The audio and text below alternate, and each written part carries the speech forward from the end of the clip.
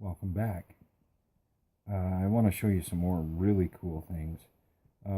Father has been revealing stuff to me left, right, and center lately, but anyway, I was mistaken on. I originally thought it was 34 AD for the sacrifice day of Yahusha, but I was mistaken. It was actually April 25th, 31 AD, and I can verify that if anyone's interested. But anyways, I've redone my calendar cover for my online school, and you can go to this web address here and take my calendar clock course, and with it you'll be able to get the PDF of my limited edition that I've titled the Second PassOver calendar. Okay, it's for 6018,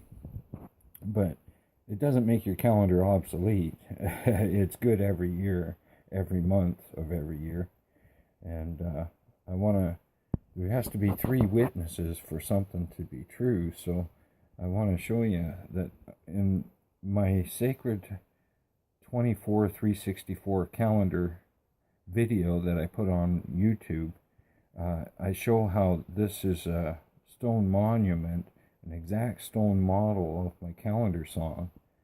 Alright, now in this video I want to take you to another pyramid that was in Mitzrayim, okay, or today they call it Egypt. But that monument right there, you can read about it in Scripture, Isaiah 19:19 and 20. It talks about this monument that Father put at Mitzrayim.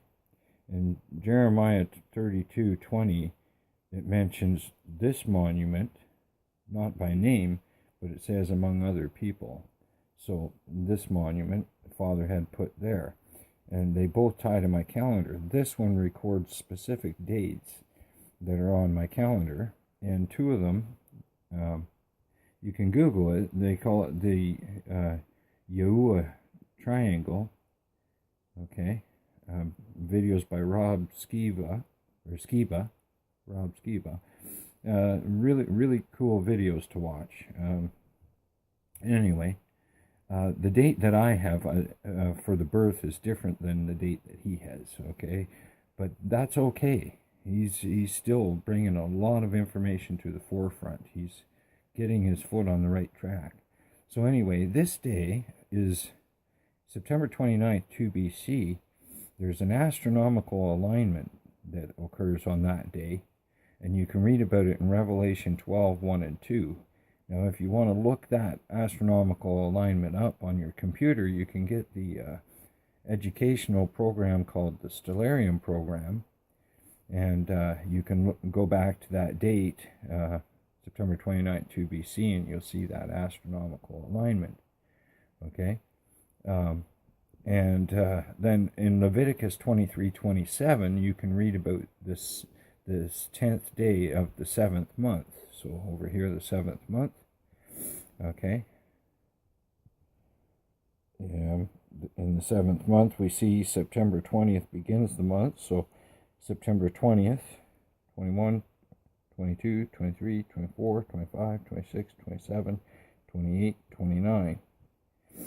Okay. Now the 29th of September for 6 hours is attached to the 11th.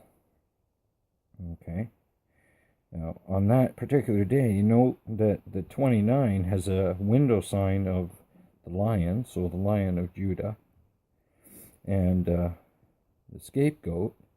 This here particular day, the 10th day of the 7th month, is Atonement Day.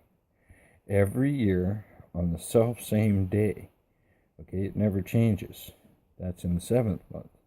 Now in the 1st month, we can read about that here. That's April 3rd, which is another date that's recorded here. Okay, and but this year I want to point out this one. You can read about Numbers 9:11. 9:11, and you know, people around me should be thinking emergency. This is an emergency. Check this out. Okay, So in the second month, which is the sign of Taurus, which means coming to rule, okay, so in the sign of Taurus, coming to rule, this is what you're going to see from North Bay this year, where I live. You're going to see in the heavens, the Lamb will be lit up by the sun, and you can read about the 14th day of the second month. Anyone far away from the Holy Land can keep this Passover, and then on the 15th at 6 p.m. here, this here's the Passover feast. It's a memorial because it didn't happen in the second month. It actually happened in the first month, according to Moses. Okay, so now this is what you'll see in the heavens in the second month this year, marking you see the end book begins there. Okay, if we look up on the 24-hour calendar system, we'll see that Yahusha was on the stake at the beginning of the end book at about 9 in the morning, and about 3 in the afternoon, that's when death occurred, right there.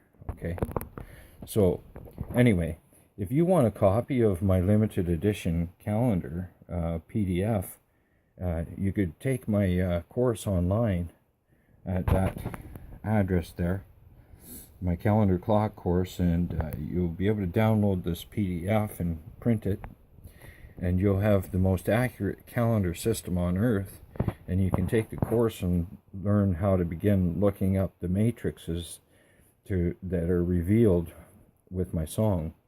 Okay, and this is the most accurate calendar system on earth, seriously.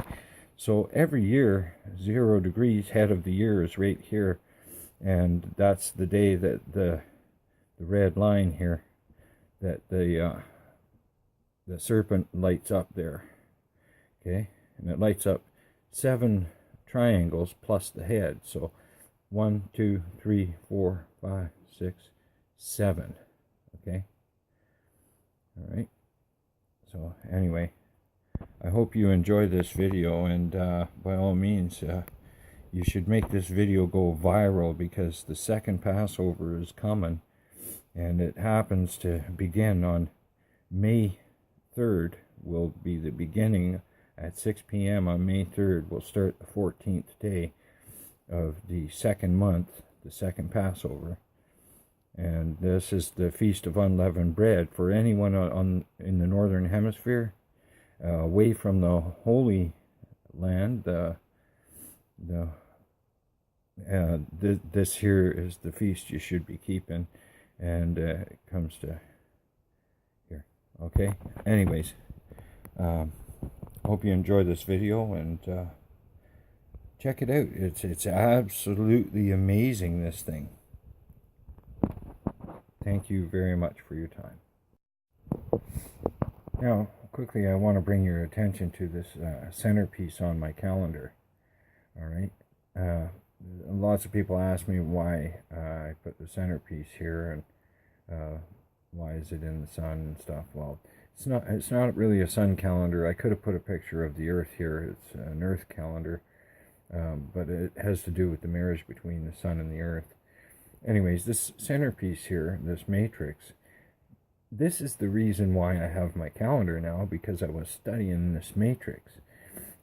And what I want to bring your attention to is that this matrix comes up, that's my belly, this is me, North Bay, Ontario, this is me, that's my belly, and the matrix comes up also the other direction, and that's my back now.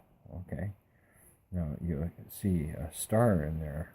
Okay, now I took an excerpt out of there, the ANO, right here, ANO, and I put it down here. Now, A has a value of 0, 1, N has a value of 1, 4, and O has a value of 1, 5.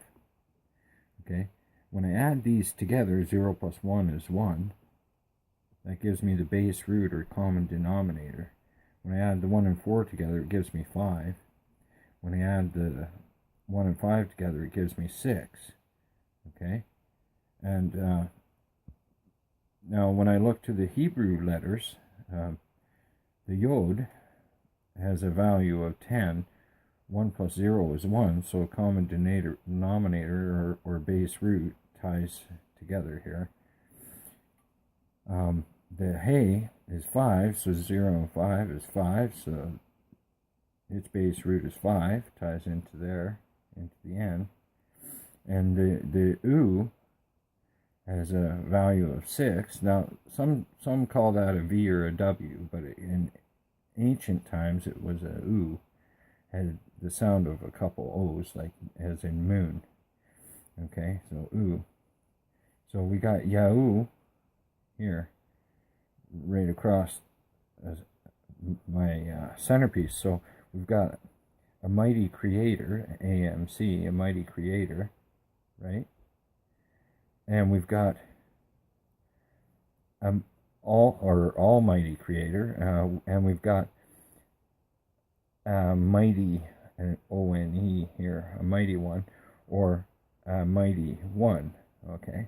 All right, so now the ancient Hebrew letter characters didn't have a C, like here. They didn't have a C, but they did have a CH, which is the chet, okay? So I tied the chet in there, and when I get looking at the chet, so we've got YHU, the chet has a value of 8 in the Hebrew, okay? Now, when you look here, so the number is 8, and it's H. And so this little ladder got turned upright, a couple rungs taken away, and it becomes our letter H. So now I got YHUH right across here, and I've got the word Anoki, see? A-N-O, I know that's a CH, and I know when I turn this wheel the other way, the I comes up with the X. You can see the I up here. So at the same time, the I comes up there. So we've got Anoki, which means I am. And then we've got O-N-E here, I am one. So Yahuwah is saying I am one. All right? So I am Yahuwah. Because when I flip this Yahuwah around, then it comes up the direction as in Hebrew, Yod, He, U, He. Okay, Yod, He, U, He. Okay. Now, anyway, thank you very much for your time. Hope you enjoy the video.